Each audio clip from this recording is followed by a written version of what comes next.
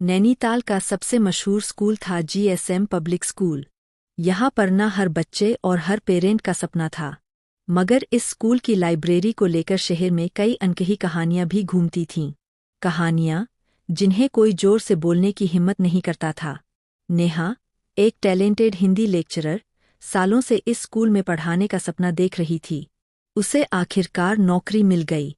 वो बेहद मेहनती थी और बच्चों को दिल से पढ़ाती थी।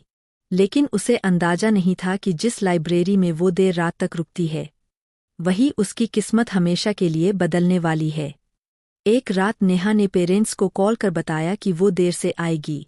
मगर रात के 12 बज गए, फ़ोन बंद हो गया और सुबह तक उसका कोई पता नहीं चला।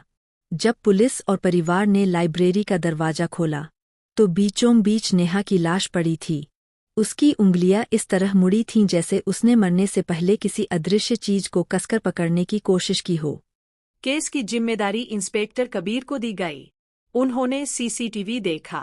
9:45 तक सब सामान्य था। नेहा कॉपियां चेक कर रही थी, लेकिन अचानक स्क्रीन ब्लैक हो गई, ऐसा जैसे किसी ने जानबूझकर टेप मिटा दी हो।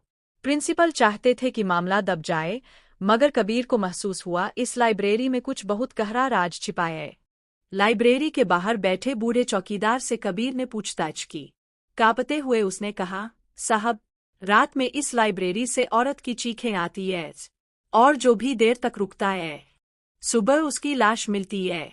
कबीर ने सोचा कि ये अंधविश्वास है, लेकिन उसने ठान लिया वो खुद इस रहस्य का सामना करेगा।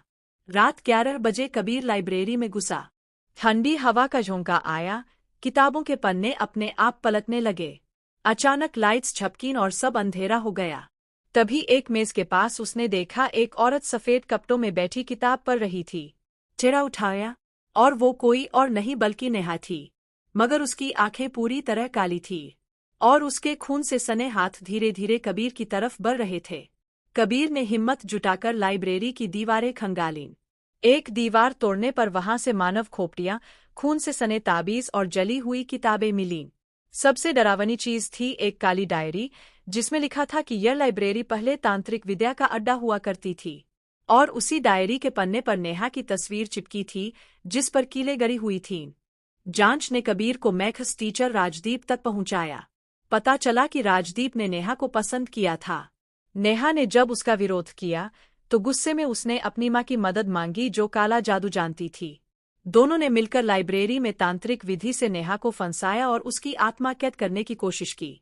लेकिन मंत्र उल्टा पड़ गया और नेहा की आत्मा वही भटकने लगी। राजदीप गिरफ्तार हुआ और कोर्ट ने उसे उम्रकैद की सजा दी।